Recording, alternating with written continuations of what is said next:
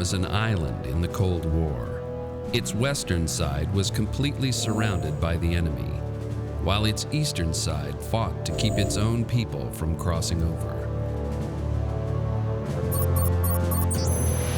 If you could make it to the west, freedom was yours. Many tried, and many died. The wall separated families and friends. It broke the heart of a great city in two. It was dotted with forbidden crossings like Checkpoint Charlie and the Brandenburg Gate. And then, on the night of November 9th, 1989, because of a simple mistake, they burst open in a joyous rampage. While celebrations exploded on both sides of the wall, the awesome might of the East German army and their state security apparatus, the Stasi, scrambled to take up positions and countermand the chaos. Who knew? Chancellor Kohl didn't know. I didn't know. I'm not sure Gorbachev knew. As Germans, east and west, rushed to embrace each other for the first time since the wall had gone up, guns were brought to bear. When the wall fell, we all knew the Cold War was over. Now, years later, this is the declassified story of why it fell. Mr. Gorbachev, tear down this wall. I take pride in the word, Ich bin ein Berliner.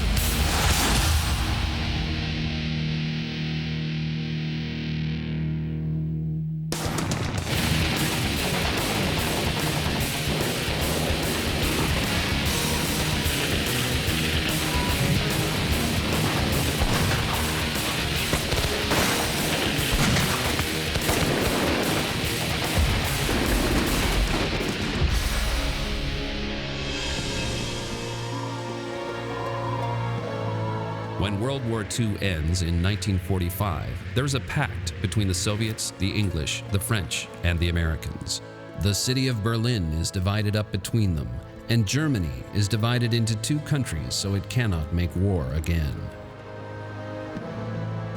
Rare color footage recently released from East German archives reveals Berlin's devastation. The four powers must devise a way to revive this city that was once one of Europe's most beautiful.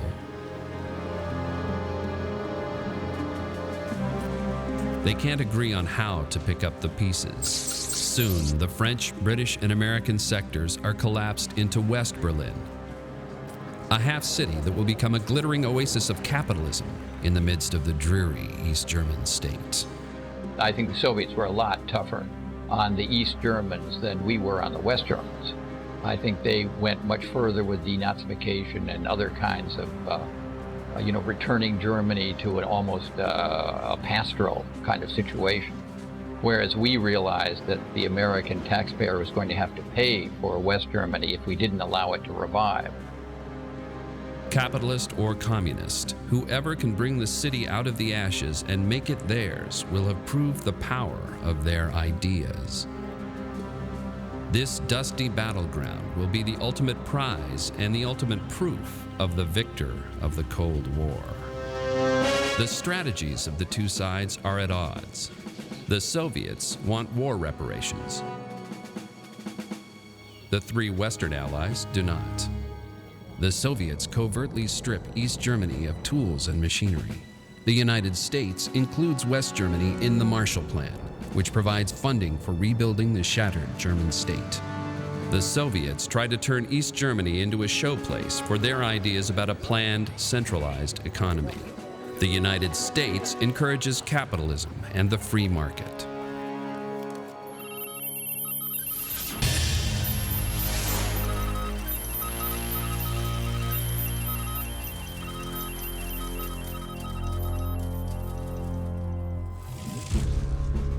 Pressure on the Soviets increases when the United States promotes the Truman Doctrine, declaring that Americans will give aid and support to free peoples being pressured or dominated by armed minorities or outside pressures. Stalin begins to squeeze. He encircles West Berlin with troops, shuts off all access by land and water, and demands that the other powers withdraw their troops. Nothing goes in or out of West Berlin. The Soviets are determined to starve out the West by blockading the city. The Allies respond with one of the greatest humanitarian efforts known to man, the Berlin Airlift. When the Soviets blocked the accommodation ways to Berlin so that no food could reach the population, the Allies put up an airlift. A plane landed every third minute and brought food to the city. Over 275,000 Allied flights cut a path to Berlin, running supplies 24 hours a day. Life in West Berlin is still tough, but it is now possible to survive.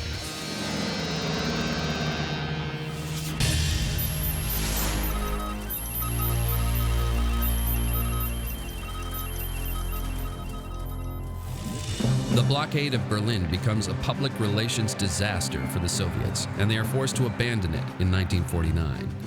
The Soviets and the East Germans allow regular transit of goods to West Berlin to resume. The borders between the Soviet and free sectors are mere checkpoints. In many places, they are just white lines painted in the street. In fact, a number of East Germans work in the West since the jobs and the currency are much better. Stalin seems to be slipping. This bold play for Berlin inspires the formation of NATO, an alliance of North Atlantic nations formed to counter Soviet threats like the blockade of Berlin.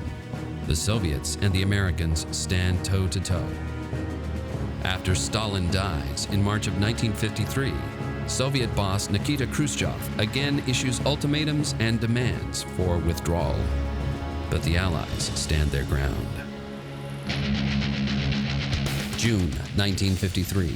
Previously secret communist footage shows residents of East Berlin rioting against the tough East German government that controls every aspect of their lives.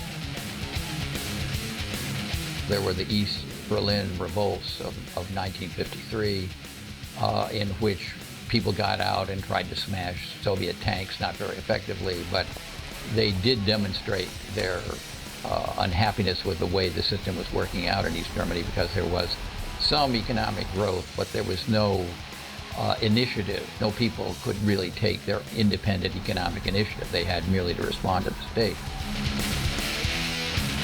Tens of thousands of East Germans riot, first in Berlin and then in the countryside. They release political prisoners and overrun the East German government, but the true power behind Ulbricht and the GDR soon appears.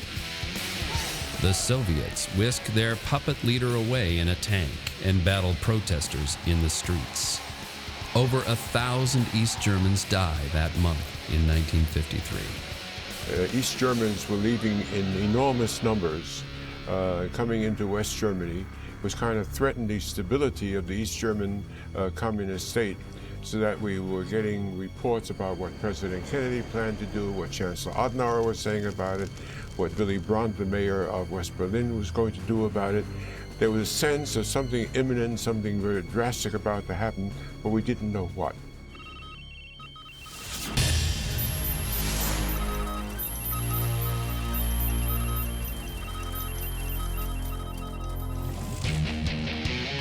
West Berlin is a festering sore to the Soviets, but Communist Party boss Walter Ulbricht has a plan to deal with it.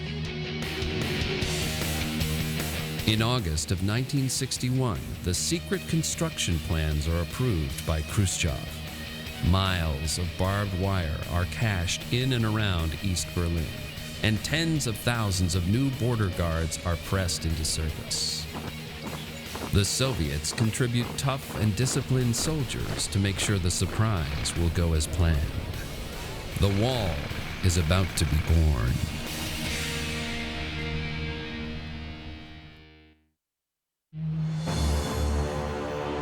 Summer 1961.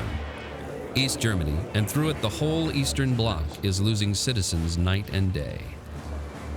East German leaders like party chair Walter Ulbricht beg the Kremlin to let them shut down the border completely. There are people in West Germany that wish for us to mobilize the construction workers of the capital of the GDR to erect a wall. In August of 1961, in a move that accelerates the Cold War beyond anything the world has yet seen, the Russians secretly give their approval and send in troops to back that closure. There was an evident sense of tension in Berlin. Now, my bureau was in Bonn, but when necessary, I'd go to Berlin, and every day you'd find thousands of people coming in from East Germany and ending up in the Marienfelde refugee camp, where they were taken care of, eventually flown to West Germany. On August 12th, over 4,000 people fled the GDR for West Berlin. Like storm birds before the whirlwind, people got out any way they could. And then the trap was sprung. At about 4 o'clock in the morning, the phone rang, and it was our Berlin cameraman saying to me, "Dan, you better come down here to the sector border and see what's happening." I said, "Oh, all right, it better be good." So I called the front desk and said, where's room service? I need to go out and work, and I need to have some coffee right away. He said, "Room service is not working because our employees did not come in from East Berlin tonight." Am 12. August ist die Grenze nur ein weißer Strich. On August 12th, the border was just a white line painted across the pavement. On August 13th, a wall appeared, a wall of men. Standing 6 feet apart, these East German soldiers formed the beginning of one of mankind's most terrifying structures.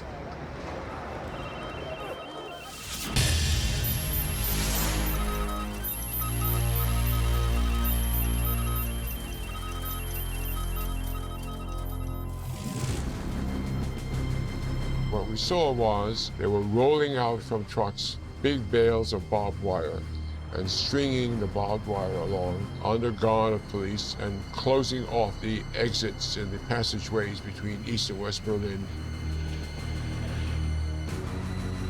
The bulkheads are sealed, and you're either on the right side of them or you aren't.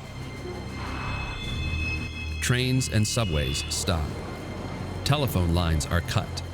Streets and buildings are cut in half by the cordon of troops. The West Berliners went into the East sector, East Berliners came into the western part to work. That was all possible until 1961, until the wall was built and everything changed totally. After that, we were really living on an island. For insurance, the city is ringed with Soviet troops, backed up by 10,000 East German soldiers. First, the troops begin to give way to 25 miles of barbed wire and concrete posts. The conscripted Vopos, low-level East German troops pressed into service as a human wall, guard workmen jackhammering pavement and planting posts. Concertina wire begins to wrap around the city in a barrier that will soon be over 100 miles in circumference. The wall resembles a hastily fabricated prison camp, except that the prisoners are on the outside looking in at prosperous and wealthy West Berlin. Geschockt und wütend begannen die Westberliner die Reaktion der Kommunisten. Shocked and outraged, West Germans began to test the resolve of the communists. As main roads like Potsdamer Platz were wrecked, angry West Berliners confronted Vopos armed with fixed bayonets. The GDR and the Soviets responded with water cannons and established machine gun emplacements and anti-tank barricades. Even the Brandenburg Gate, an emblematic symbol in the center of it all, plays host to a machine gun nest and a clandestine observation post.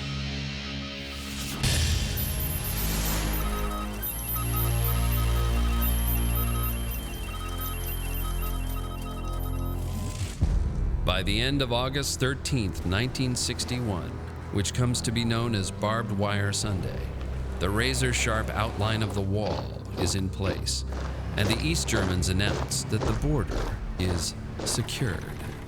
Ulbricht declares that a great blow has been struck against the capitalists with this anti-fascist wall of protection.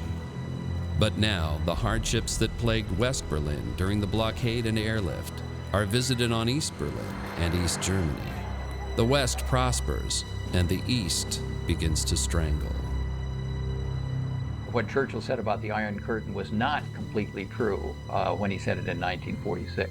But by 1961, with the building of this wall, it was not just an iron curtain, it was a cement curtain that really divided East and West. In the immediate aftermath of Barbed Wire Sunday, the escapes occur at a furious pace. The wall is heavily guarded by Vopos, but even they are not immune to the escape fever that sweeps the East. A cameraman gets an amazing shot of a young GDR soldier vaulting over the barbed wire. In the early days of the wall, there are plenty of holes to escape through. There are gaps in the wire and in the patrols that allow people to dash for freedom. One of the most popular and most frightening methods of escape was to simply jump from a building.